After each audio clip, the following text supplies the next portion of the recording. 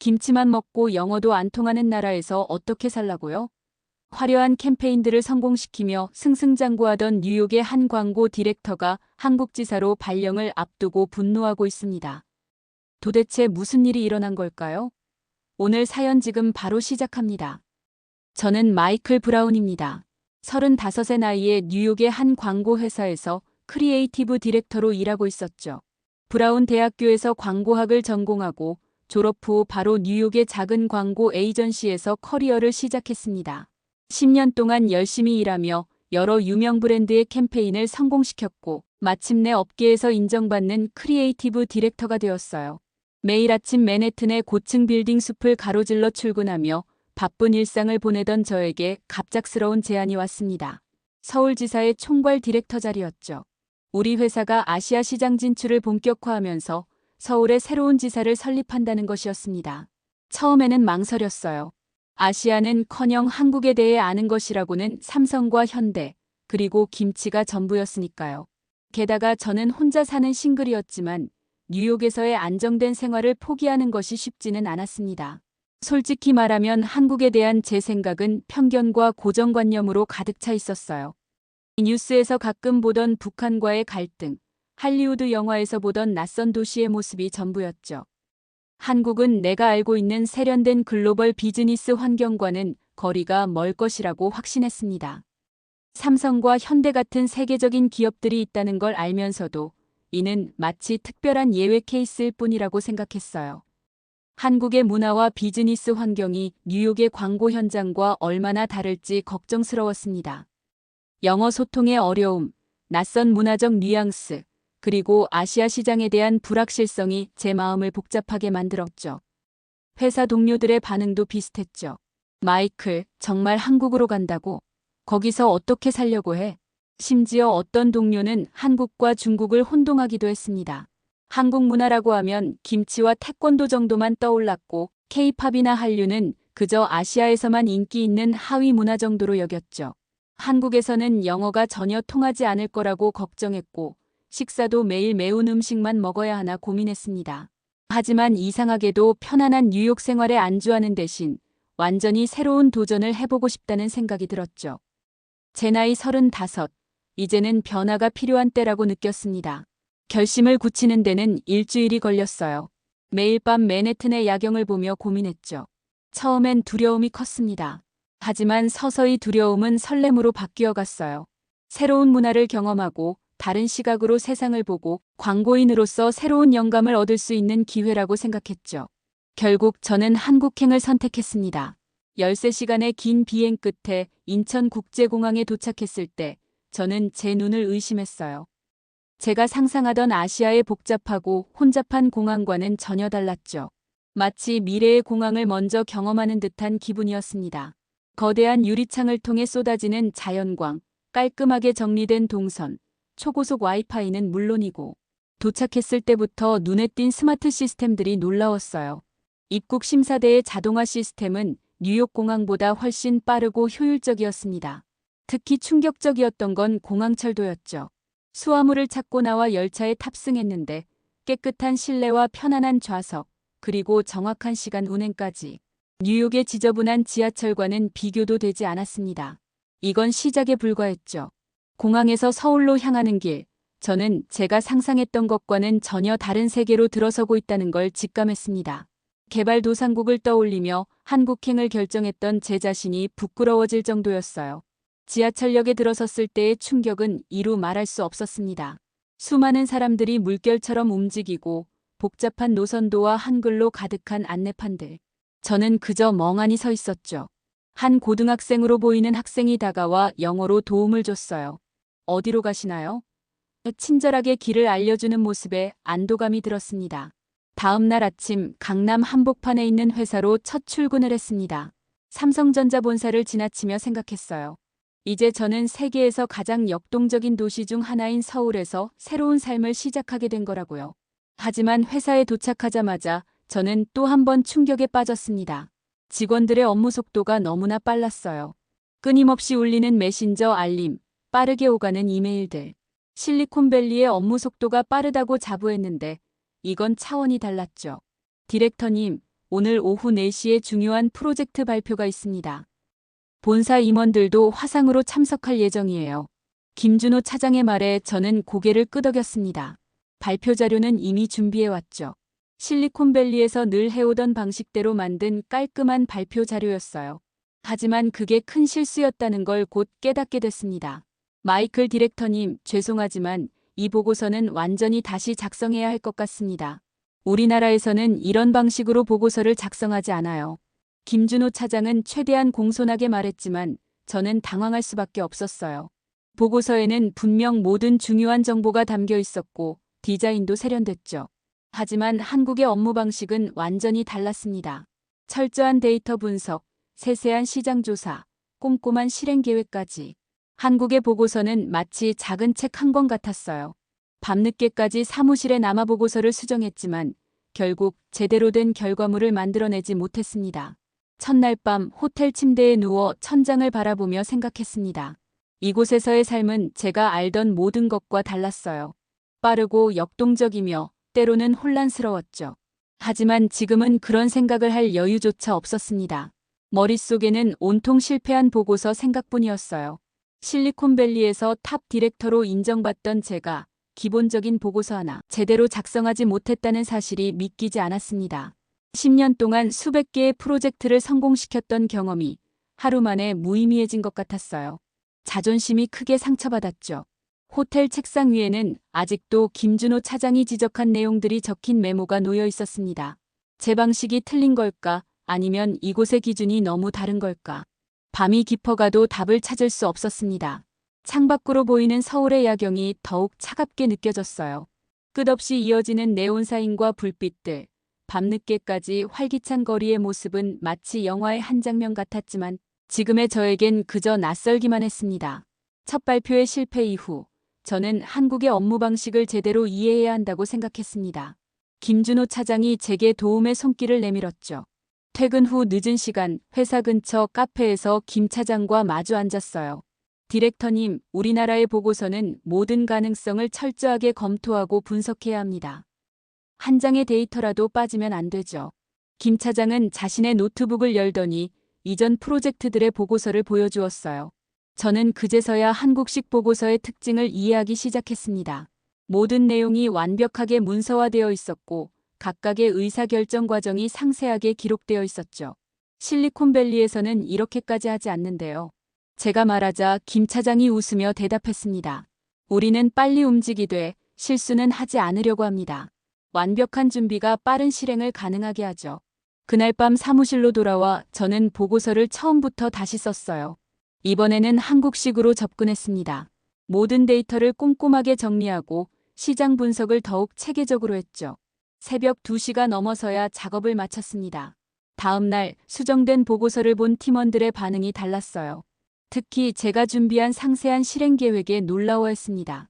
한국식 보고서의 체계성과 제가 가진 창의적 시각을 결합하니 더 나은 결과물이 나왔죠.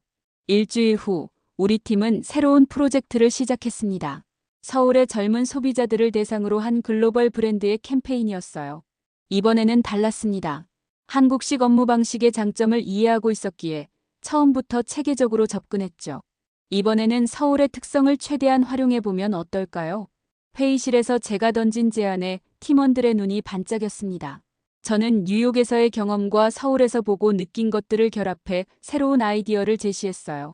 지하철 역사의 특성을 활용한 참신한 광고 전략이었죠.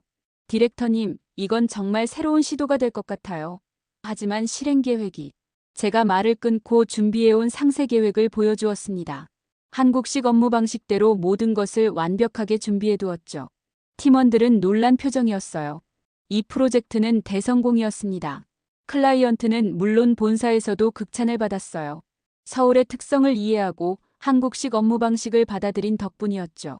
그날 저녁 팀원들과 회식 자리에서 김준호 차장이 말했습니다. 디렉터님, 이제 정말 우리식으로 일하시네요. 맥주잔을 기울이며 저는 생각했어요.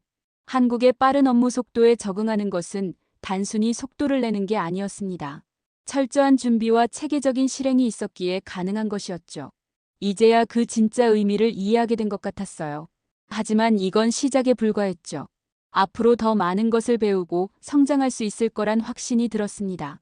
회사에 적응해 가던 어느 날 신입사원 교육을 참관할 기회가 있었습니다. 그곳에서 본 광경은 저를 놀라게 했어요. 신입사원들은 모두 최소 하나 이상의 외국어를 구사했고 발표 자료는 완벽에 가까웠죠. 우리 신입들은 대부분 학창시절부터 이런 수준의 프레젠테이션을 해왔습니다. 인사팀 김영애 과장의 설명에 저는 새삼 놀랐어요. 뉴욕에서도 신입사원들의 실력은 뛰어났지만 이곳의 신입들은 그 수준이 달랐습니다. 특히 인상 깊었던 건 한 신입사원의 프레젠테이션이었죠.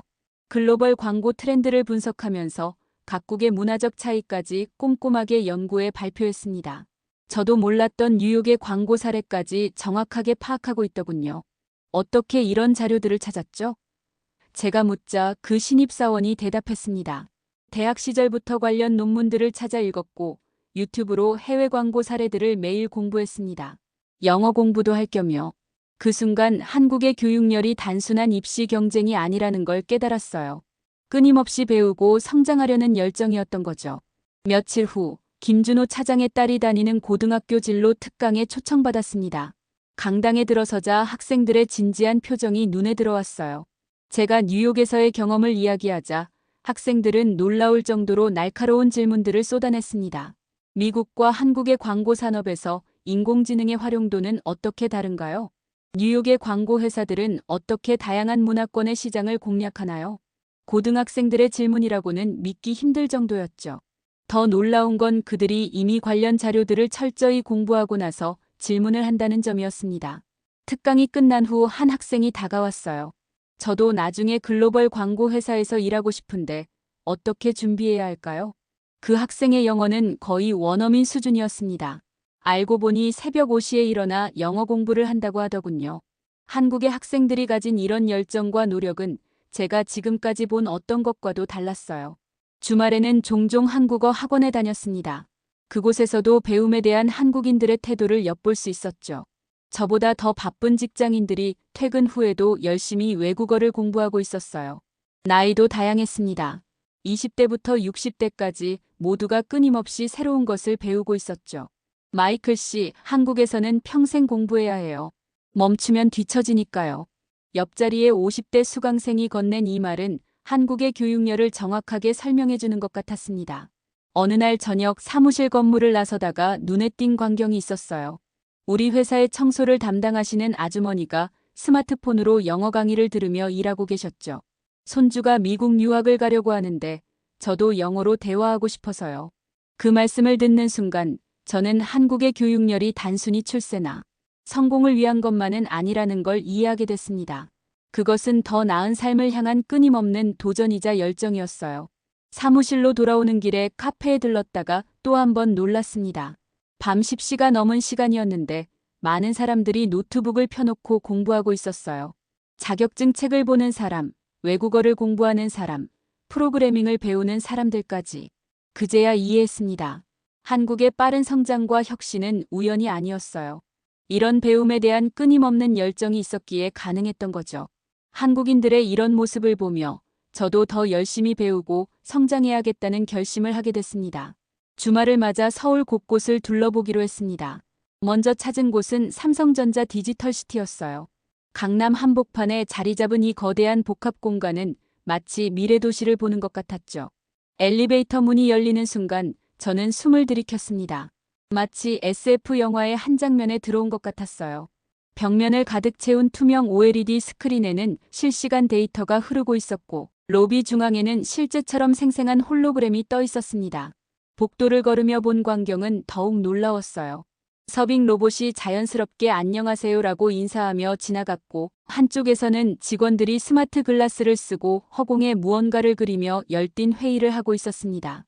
실리콘밸리에서 수년간 일하며 최첨단 기술을 봐왔다고 자부했는데 이런 광경은 처음이었어요. 가이드의 설명을 들으며 이곳이 단순한 오피스 건물이 아닌 미래 기술의 집약체라는 걸 실감했습니다. 매 순간 새로운 기술들을 발견할 수 있었죠.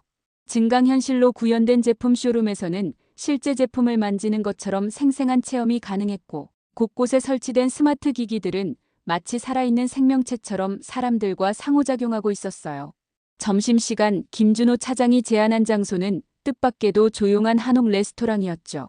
초현대식 빌딩 숲을 벗어나 골목을 돌자 마치 시간 여행을 한 것 같은 느낌이 들었습니다. 방금 전까지 반짝이는 유리와 철골로 가득했던 시야가 단숨에 기와지붕과 돌담으로 바뀌었어요. 800년 된 은행나무 아래 자리 잡은 한옥 레스토랑은 마치 시간이 멈춘 듯 했습니다. 대청마루를 밟자 삐걱거리는 소리가 났어요. 문을 열 때마다 울리는 풍경 소리, 처마 끝을 스치는 바람 소리가 가득했죠. 잠시 전까지 제가 있던 곳이 무인 로봇과 홀로그램이 가득한 2025년이었다면 이곳은 마치 조선시대로 돌아온 듯 했습니다. 이런 곳이 있다니 믿기지 않네요. 제 말에 김 차장이 웃으며 대답했어요. 서울의 매력은 바로 이런 거예요. 첨단 기술과 전통이 자연스럽게 어우러지는 거죠. 전통 한식을 먹으며 창밖으로 보이는 고층 빌딩들이 특별하게 다가왔습니다. 한옥의 처마 끝과 현대식 빌딩의 유리창이 만드는 대비가 어색하지 않았어요. 오후에는 북촌한 옥마을을 찾았습니다. 돌담길을 따라 늘어선 한옥들은 수백 년 전 모습 그대로였어요. 먼저 좁은 돌담길을 따라 북촌으로 들어섰습니다. 한 걸음 한 걸음 올라갈 때마다 서울의 번잡함이 멀어지는 기분이었어요. 높은 빌딩들은 하나둘 시야에서 사라지고 대신 기와지붕이 물결처럼 나타났습니다. 오래된 돌계단을 따라 올라가니 전통 한옥들이 고즈넉하게 늘어서 있었어요. 돌담 위로 늘어진 담쟁이 덩굴, 처마 끝에 달린 청동 풍경, 문살 사이로 스며드는 따스한 햇살이 마치 한 폭의 수묵화 같았습니다. 처마 밑으로 매달린 풍경이 바람에 흔들리고 문살 사이로 비치는 햇살이 아름다운 그림자를 만들어냈죠. 하지만 그 고즈넉한 풍경 속에서 최신형 드론이 하늘을 날고 한복 입은 젊은이들이 최신 스마트폰으로 인증샷을 찍고 있었어요.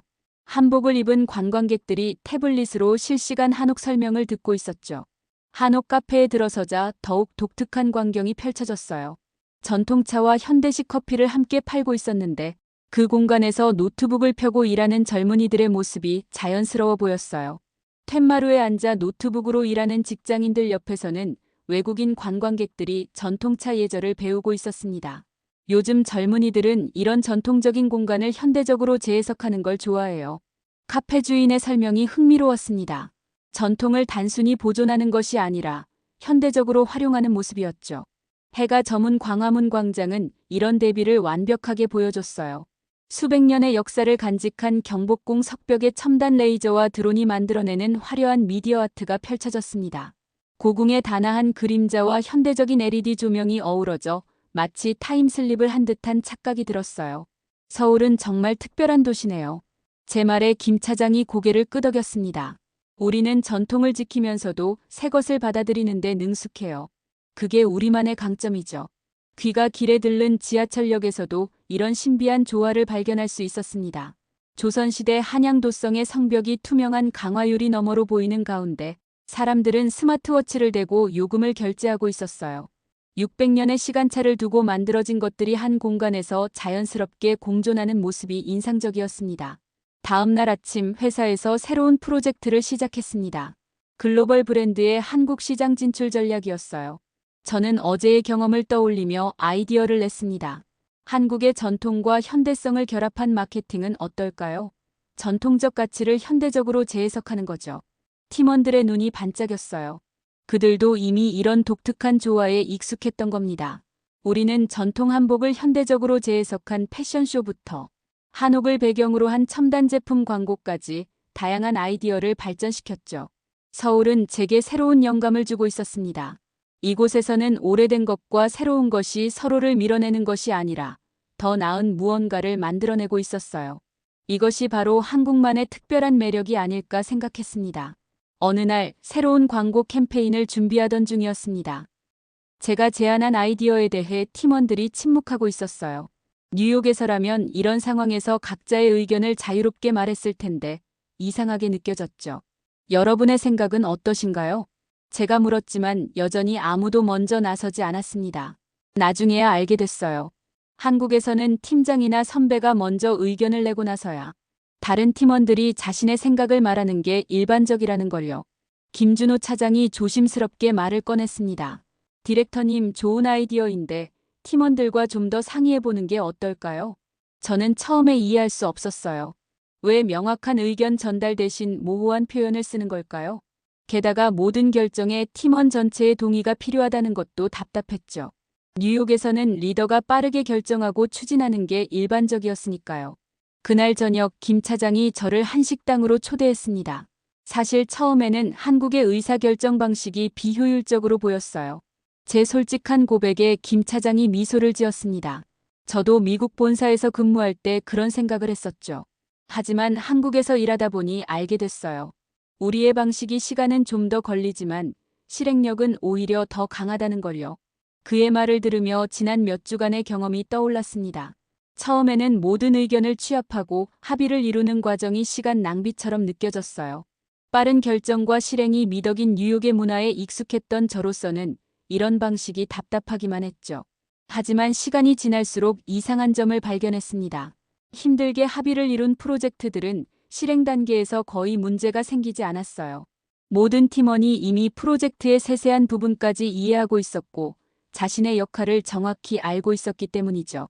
처음에는 개성이 묻히는 줄 알았는데 오히려 더 빛나는 것 같아요. 제 말에 김 차장이 깊이 공감한다는 듯 고개를 끄덕였습니다. 우리는 개인의 능력을 부정하는 게 아니라 그걸 더 큰 시너지로 만드는 거죠. 마이클님의 창의력도 팀과 만나면서 더 빛나지 않나요? 그 순간 제 마음속 퍼즐의 마지막 조각이 맞춰지는 기분이었습니다. 한국의 집단주의는 제가 오해했던 것처럼 개인을 억누르는 게 아니었어요. 오히려 각자의 재능이 서로를 북돋우며 더 큰 가능성을 만들어내는 지혜였던 거죠. 잔을 들어 건배를 제안했습니다. 우리는 혼자가 아닌 함께여서 강합니다. 팀원들의 얼굴에 환한 미소가 번졌어요. 이제야 저는 진정한 우리의 의미를 이해한 것 같았습니다.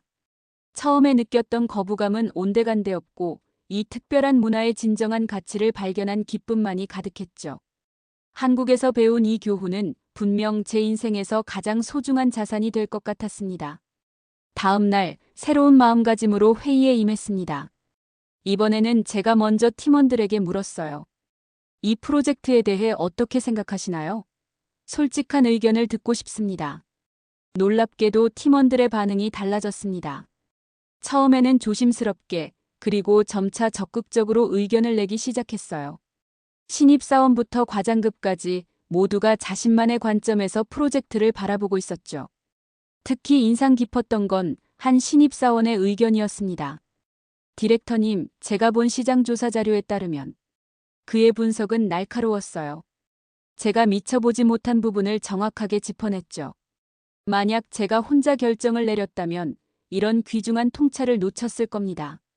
우리는 함께 캠페인을 다듬어 나갔어요. 제 아이디어는 팀원들의 의견을 통해 더욱 풍성해졌고 한국 시장에 더 적합한 형태로 발전했습니다. 시간은 더 걸렸지만 결과는 훨씬 만족스러웠죠. 이번 프로젝트는 정말 완벽한 팀워크였어요. 클라이언트의 평가였습니다. 우리의 캠페인은 큰 성공을 거뒀어요. 개인의 창의성과 팀의 협력이 만들어낸 시너지였죠. 그날 밤 사무실 창밖을 바라보며 생각했습니다. 한국의 집단주의는 제가 처음 생각했던 것처럼 개성을 억누르는 게 아니었어요. 오히려 각자의 능력을 최대한 끌어내면서도 그것을 하나로 모아 더 큰 힘을 만들어내는 지혜였던 거죠. 첫 성공 이후 저는 제 리더십 스타일을 완전히 바꾸기로 결심했습니다. 뉴욕에서의 방식이 틀렸다는 게 아니라 한국에서는 다른 접근이 필요하다는 걸 깨달았기 때문이에요. 매주 월요일 아침 회의를 시작하기 전 저는 항상 30분 일찍 도착했습니다. 팀원들의 책상을 돌며 주말은 어떻게 보냈는지 물어보고 간단한 대화를 나누었어요. 처음에는 어색해하던 팀원들도 차츰 자연스럽게 일상을 나누기 시작했죠. 특히 인상 깊었던 건 한 팀원의 말이었습니다. 디렉터님과 이야기를 나누다 보면 제 생각이 더 명확해져요. 단순한 잡담이 아닌 서로를 이해하고 신뢰를 쌓아가는 과정이었던 거죠. 업무 방식도 달라졌습니다. 예전에는 빠른 결정과 실행을 중시했지만 이제는 모든 팀원의 의견을 경청하는데 더 많은 시간을 할애했어요. 처음에는 시간 낭비처럼 느껴졌던 이 과정이 실제로는 더 나은 결과를 만들어낸다는 걸 경험으로 배웠습니다. 회의실 분위기도 확연히 달라졌어요. 제가 먼저 이것은 이렇게 하면 어떨까요? 라고 제안하면 팀원들이 자연스럽게 의견을 덧붙이기 시작했습니다. 때로는 제 의견과 반대되는 시각을 제시하기도 했죠. 그럴 때마다 저는 오히려 더 기뻤어요. 팀원들이 저를 진정으로 신뢰하기 시작했다는 증거였으니까요. 어느 날은 밤늦게까지 프로젝트 준비를 하는데 팀원들이 하나둘 자발적으로 남아 도와주었습니다. 제가 먼저 퇴근하세요라고 했지만 그들은 함께 끝내고 싶다고 했어요. 그때 비로소 깨달았습니다. 진정한 리더십은 명령이나 통제가 아닌 자발적인 참여를 이끌어내는 것이라는 걸요. 점심시간도 더 이상 그저 밥을 먹는 시간이 아니었습니다. 팀원들과 함께 식사를 하며 자연스럽게 업무 이야기가 오갔고 때로는 그 자리에서 더 좋은 아이디어가 나오기도 했어요. 한국의 식사 문화가 가진 특별한 가치를 이해하게 된 거죠. 제 변화는 성과로 이어졌습니다. 팀의 프로젝트 성공률이 눈에 띄게 높아졌어요. 더 놀라운 건 문제가 생겼을 때의 대처 능력이었습니다. 모든 팀원이 프로젝트의 본질을 이해하고 있었기에 위기 상황에서도 흔들리지 않고 해결책을 찾아낼 수 있었죠. 한국에서의 경험은 제 리더십을 완전히 바꿔놓았습니다. 수직적이면서도 수평적인, 강하면서도 유연한, 빠르면서도 신중한 이 특별한 균형을 배웠어요. 이것은 단순한 업무 스타일의 변화가 아닌 제 삶의 방식 자체를 바꾸는 경험이었습니다. 창밖으로 바라보이는 서울의 야경을 보며 생각했어요. 제가 이곳에 온 것은 단순한 파견 근무가 아닌 인생의 터닝 포인트였던 것 같습니다. 이제 저는 더 나은 리더, 더 나은 사람으로 성장하고 있었죠. 한국이 제게 준 가장 큰 선물은 바로 이 변화와 성장의 기회였던 것 같아요. 한국 지사가 안정을 찾아가던 그때 뉴욕 본사에서 충격적인 소식이 전해왔습니다. 글로벌 경기 침체로 인한 구조조정 계획이었어요. 특히 아시아 지역의 지사들이 1차 검토 대상이라는 이야기였죠. 그날 아침 저는 평소보다 일찍 사무실에 도착했습니다. 아직 전달하지 않은 이 소식을 어떻게 팀원들과 나눠야 할지 고민이 컸어요. 창밖으로 보이는 서울의 아침 풍경이 유난히 무거워 보였습니다. 회의실에서 이 소식을 전했을 때 팀원들의 표정이 굳어졌어요. 하지만 그것도 잠시였습니다. 김준호 차장이 먼저 입을 열었어요. 우리가 할 수 있는 모든 것을 해봐야 하지 않을까요? 그 순간 저는 IMF 시절 한국인들이 보여준 저력에 대해 들었던 이야기가 떠올랐습니다. 국가적 위기 상황에서 전 국민이 자발적으로 금모으기 운동에 참여했던 것처럼 우리 팀원들의 눈빛에서도 같은 의지가 보였어요. 밤샘은 일상이 되었습니다.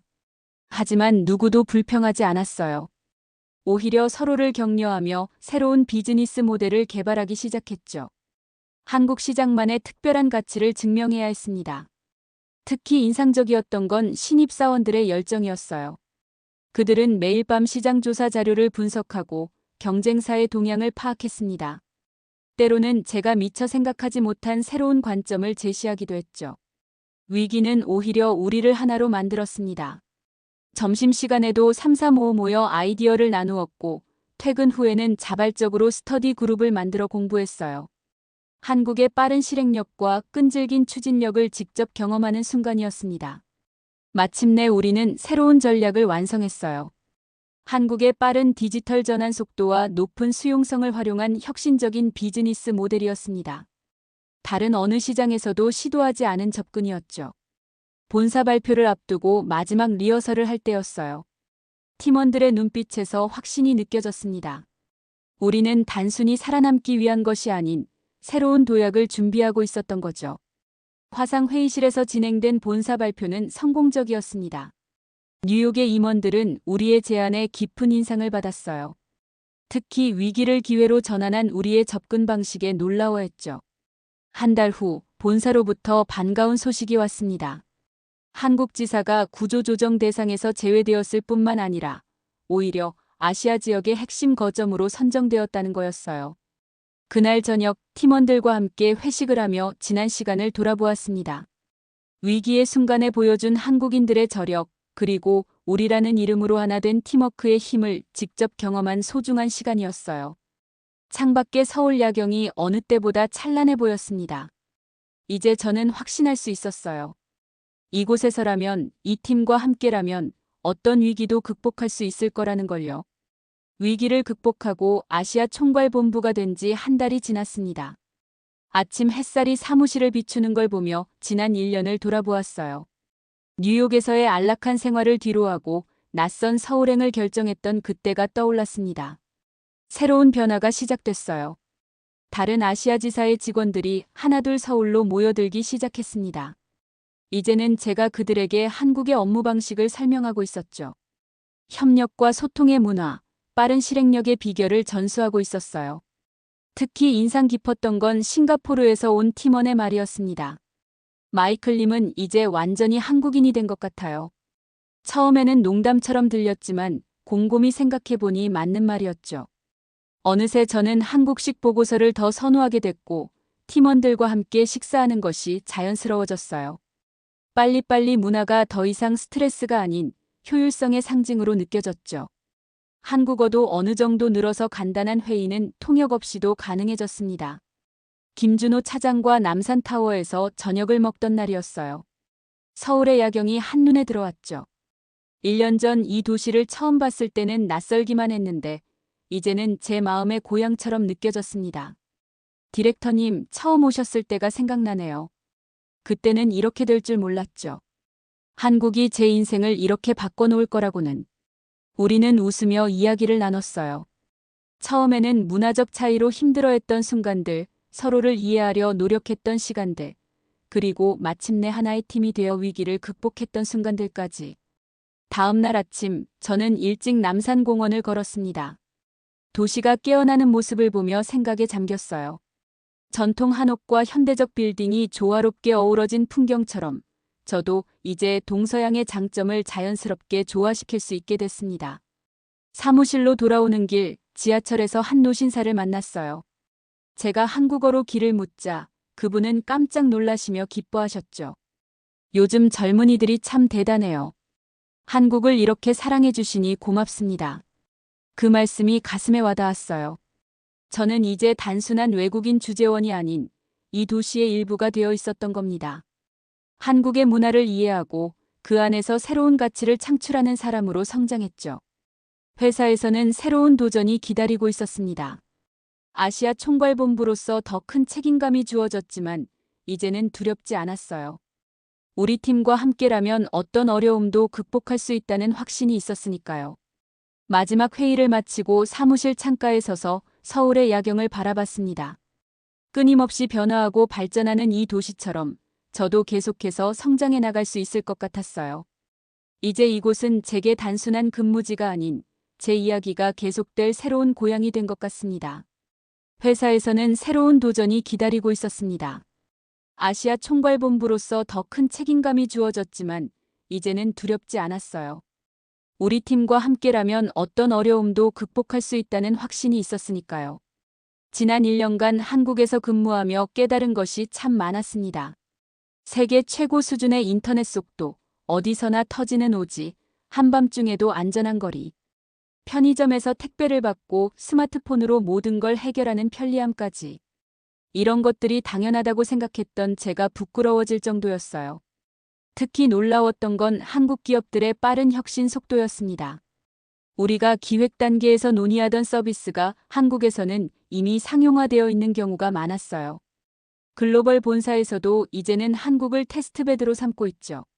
새로운 서비스를 먼저 시도해보고 싶다면 한국에서 시작하라고 조언할 정도가 됐습니다. 한국의 저력은 사람에게서 나온다는 걸 이제는 확실히 알겠어요. 끊임없이 공부하고 새로운 것을 받아들이는 열정, 위기 앞에서도 굴하지 않는 끈기, 그리고 더 나은 미래를 향한 도전정신.